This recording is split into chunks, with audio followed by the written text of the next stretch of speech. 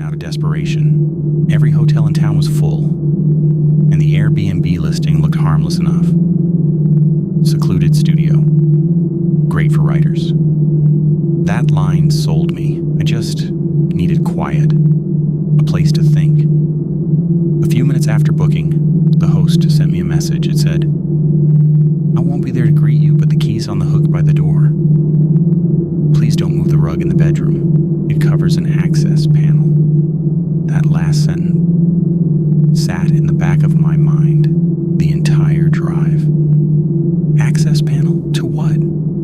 The road there was long, twisting, swallowed by trees that looked darker than they should have been. I didn't pass a single car, no street lights, no sound except for the gravel under my tires. By the time I reached the property, the sun was gone.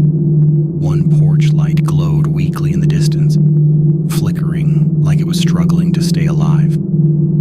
The key was hanging exactly where she said it would be. When I stepped inside, the air hit me, cold, heavy.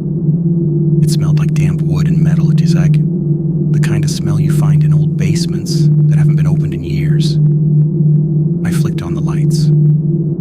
They buzzed, but didn't get very bright. The cabin was small. A kitchenette, a bathroom, one bedroom, but it felt off. The walls seemed too close together, like the house was leaning in to listen. The bedroom was simple, a queen bed, a nightstand, and an ugly red rug right under the bed, the one she told me not to move. That rug was the only thing in the room that looked clean, like someone had vacuumed it recently, even though everything else was covered in dust. It was quiet that night. Too quiet. Not even crickets outside, just stillness. Thick enough that I could hear my own heartbeat when I laid down. I must have dozed off at some point, because when I opened my eyes again, something was different. At first I thought I dreamed it, but then I heard it again. A faint metallic scraping, coming from under the floor. Slow, measured, like someone dragging a nail across metal. I held my breath. The sound stopped, then started again. Scrape, pause, scrape. Then came the tapping. Not random, rhythmic, like fingers drumming softly on wood, just inches below me.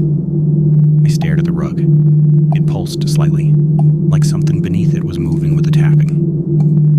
I grabbed my phone, turned on the flashlight, and leaned closer. The beam caught a shimmer of silver near the rug's edge.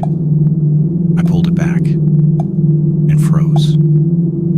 There was a square metal hatch under the rug, about 2 feet wide, bolted shut with brand new screws, the only thing in the room that looked recently touched. The smell of metal was stronger now, and mixed with something else, something faint and sour, like old breath. Then I heard it, a sound I will never forget. Breathing, not mine. Slow, wet, right beneath the floor. I whispered, "Hello?" My voice barely came out. The breathing stopped instantly. I could feel the silence pressing against my chest. Then, through the metal, a voice whispered back. Low, hoarse, so close I could feel it vibrate through the floorboards. "You shouldn't have moved the rug," I heard. I don't remember standing up. I just remember running. The walls felt like they were leaning closer as I tore through the hallway. I didn't grab my bag, didn't look back. I just ran into the trees until I saw my car's headlights. I drove until the sun came up. Every mile felt like the world was trying to pull me back to that cabin. When I finally stopped at a gas station, my hands were still shaking. I opened the Airbnb app and texted the host. "Hey, I think someone broke into the cabin. I heard breathing under the floor. There's a hatch under the rug." Minutes passed. Then I saw the typing bubble appear. Finally, the message popped up.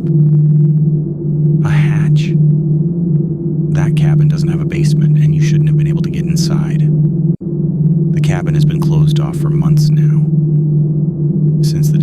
since I haven't had access to my Airbnb account for months, I just got back in to find your message.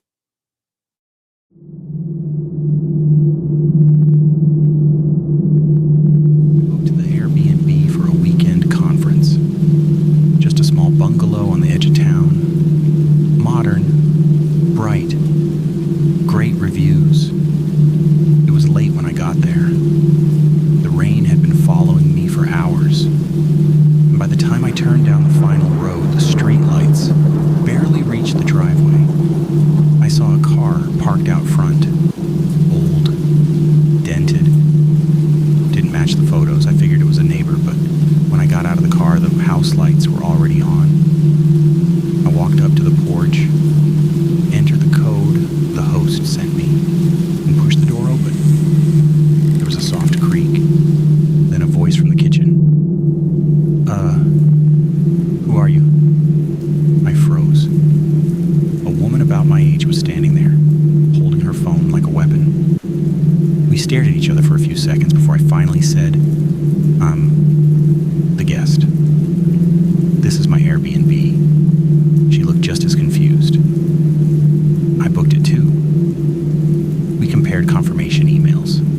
Same address, same dates, same host, double booked. The host didn't answer either of our messages. We tried calling straight to voicemail. It was too late to find a hotel, and the rain outside was only getting worse. After a few awkward minutes, we decided to share the place for the night. She took the bedroom. I crashed on the couch. We talked for a bit, enough to make things less weird. She said her name was Erin. She was in town for a job interview. We both joked about how awkward this was.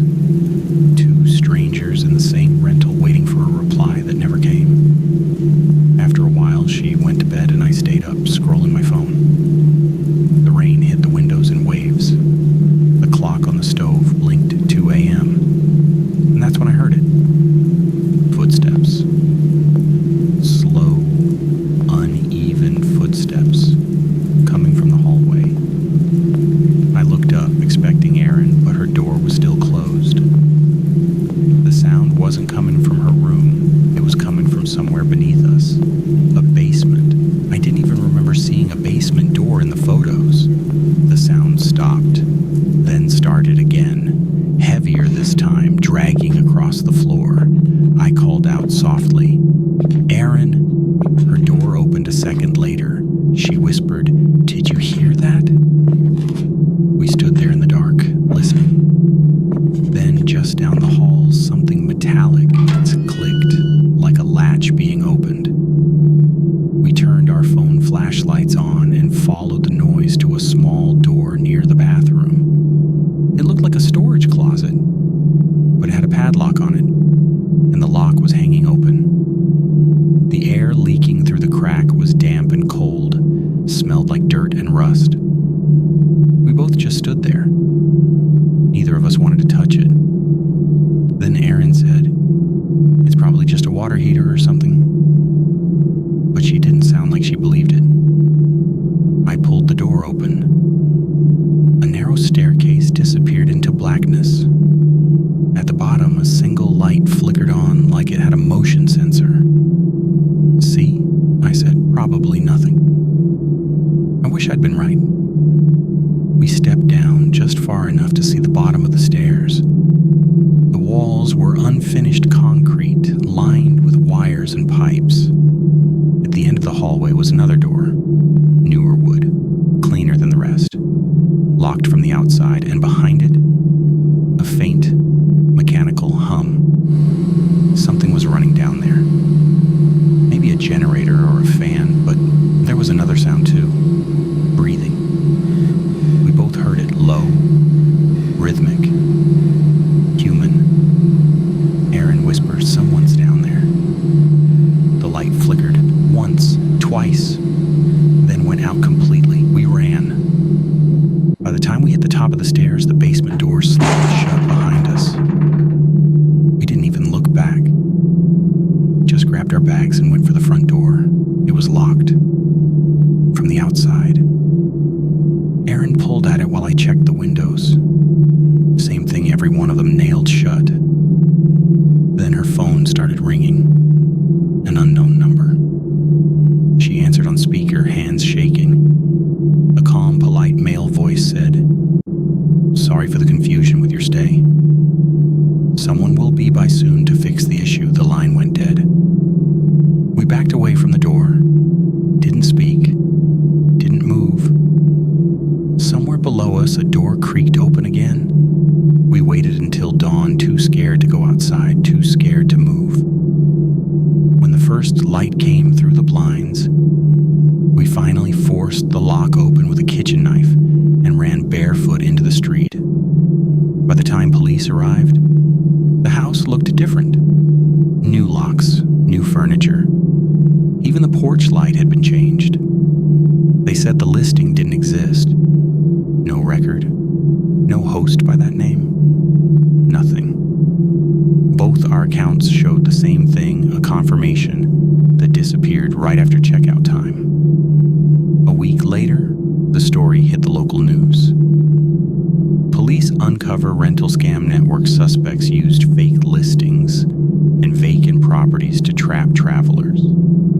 Detectives said they'd found multiple houses with the same layout, each with a hidden basement and a single door locked from the outside. One of the addresses shown in the news report was the same street we'd stayed on, except the house in the photo looked abandoned. No lights, no curtains,